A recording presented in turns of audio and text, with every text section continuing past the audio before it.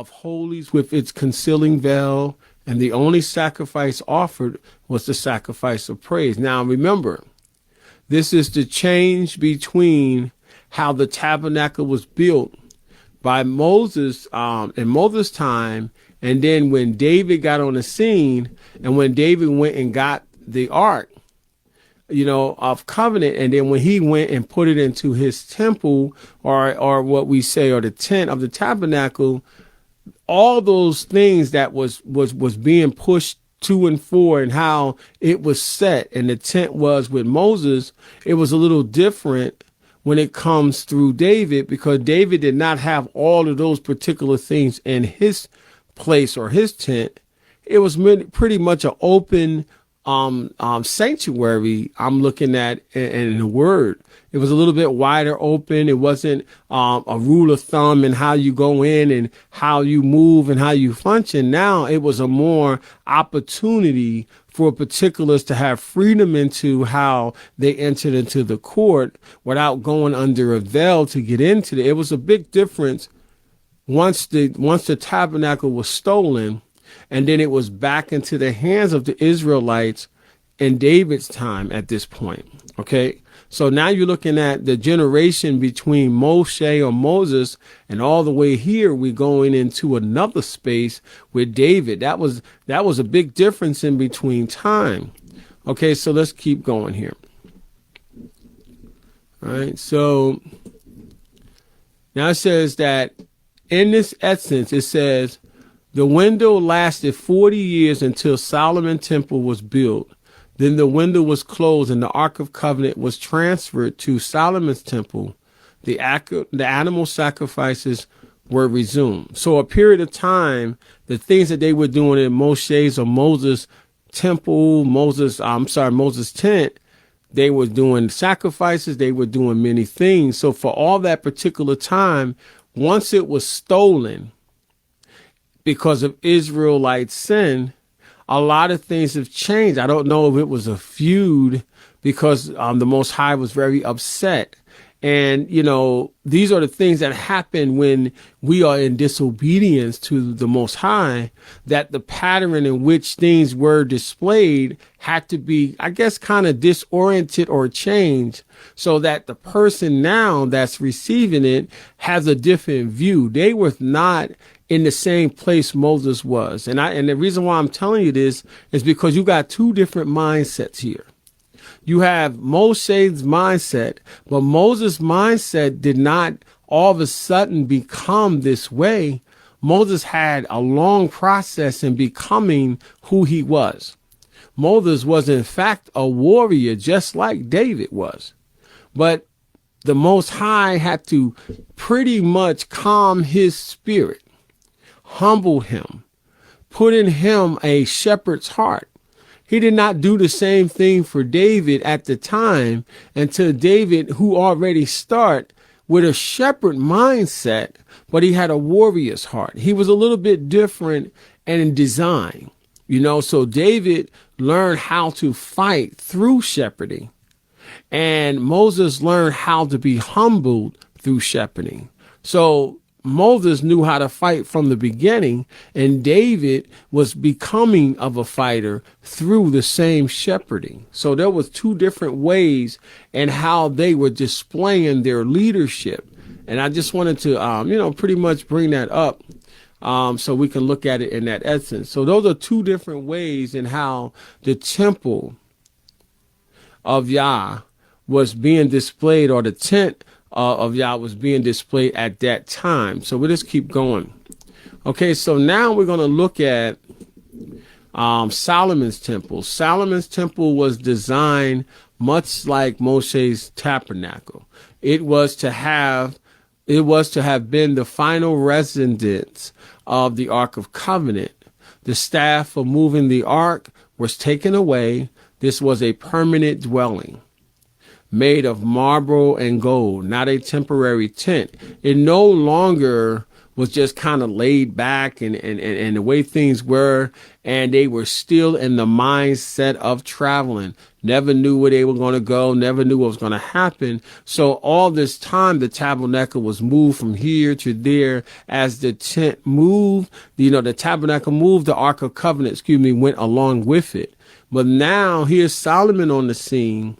And Solomon is at a point of taking what his father had displayed and all the material and everything and actually building a stationary space. So that means that they were in the land that was promised to them. So it was no need to keep moving around because they have arrived at this point to what they're supposed to be doing. So now they decided that this is the season. And I always say that to everybody. Every season is different. What you went through last season is going to be a change of event for this season. For the Most High have to now place you in a position to receive this particular season. Solomon was already had everything that was needed from his father to walk into this season with wisdom. You know what I mean? Yah blessed him. So, and he also not only blessed Solomon, but he gave a lot of people understanding on how to create, how to utilize the skills they had, and he gave them more wisdom to do it the way that he designed it to. And this is what I mean by when the Most High is in control. When he's in control, he placed things in a position where that it is pretty much placed in how he designed it to be, so that it's not that difficult for us to follow those instructions, even as he did with the commandments. They were very much cut and dry. Like it was no way that you can confuse what it said. You can't confuse what he's saying because he's making it clear what he desired and designed for us. And this is another way that we can look at it because he's doing the same thing in this particular thing. He gave Moses the proper instructions on how he wanted it done. He didn't ask Moses to create the environment in his head. He gave him the instruction. Then he turned around. He explained to David what was important on how he's supposed to get that particular ark back into a place of the Israelites.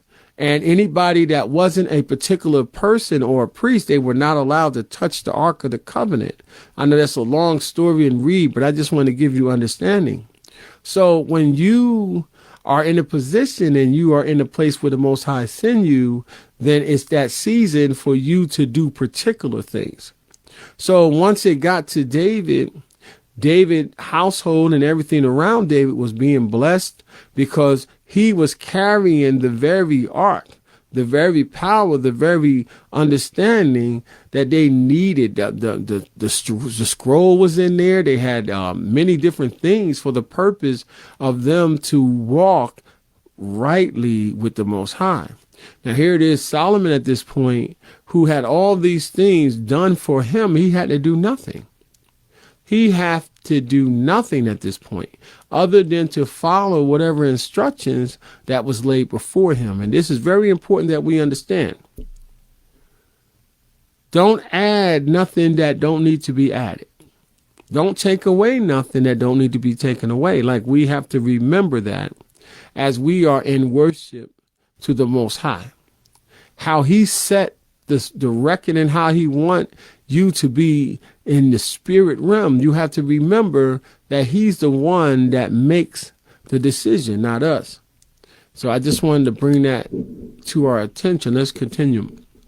So it says Solomon's temple was designed much like Moshe's or Moses' tabernacle.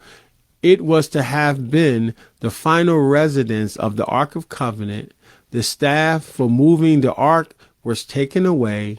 This was a permanent dwelling made of marble and gold, not a temporary tent. However, over the years, Solomon's temple was allowed to fall into despair.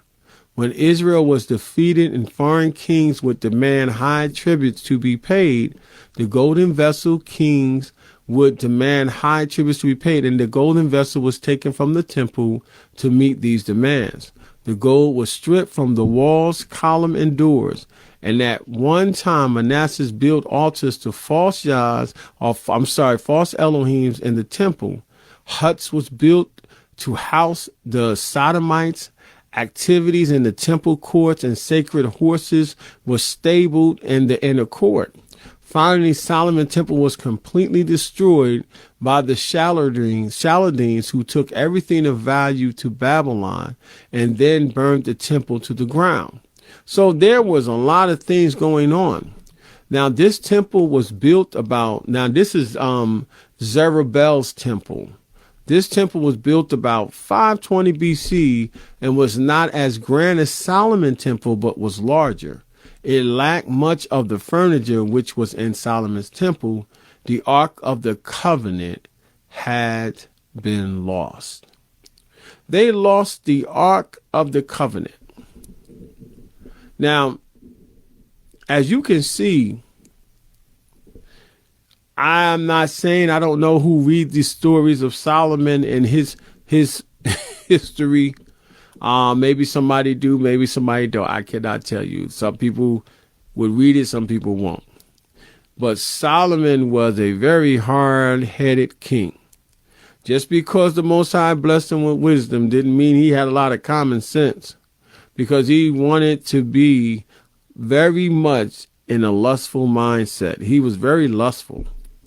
And his lustful made a lot of problems for the temple, for the people of Yah. He was very lustful. And the prophets are the ones that really deal much with the nation when it comes to what's going to be together, what's going to be destroyed. So not a lot of prophets just prophesying everything in every place. A lot of them are dealing with nations right now. So when you're hearing a lot of people and they really dwelling on talking about how things are happening in the atmosphere and so many things going on, a lot of the ones that you hear talking are someone that's been, I guess, educated in the field of those things. Like they follow it, they learn about it, they get insight. They're so curious into knowing more. Not all of them prophets, because you got a lot of seekers of knowledge. But when you hear about a prophet and you listening to the things that they're saying in this season, you see that a lot of the prophets are talking specifically about particular things. And they are doing it differently and they are saying it differently. Nobody's saying it the same way. Everybody are getting a piece of this. And not a lot of people know that at the time when you and I read of Hosea or Amos or any of the prophets, believe it or not, a lot of those prophets was around at the same time. And a lot of people think that they were in different time zones, but you know, when you have prophet Isaiah on the scene, there was a prophet Hosea on the scene too. Like, you know, it may not be seen because you might read the Bible and you see them in cuts and categories. But I'm telling you for truth, it was never just one prophet for the whole entire time. Even Elijah thought he was the only prophet in the whole universe. I mean, because you know, prophets sometimes, you know, when they get these words and they get this knowledge, they feel like they by themselves. And it happens a lot because they getting a good ear on the Most High. But the reality is they're not by themselves. The same word they're getting because the Most High established himself with people once, twice, 3 times established. There's other people that the Most High have, and he said it to him, there's 7,000 that never bowed down to Baal. So what I'm saying to you is that there's a lot of people out here that's really hearing. It says in the word that there will be a time when your sons and daughters will prophesy. They will hear things. They will know things. They will see things, that these things are truth. So in this season, you see a lot of people talking and hearing, young people, older people.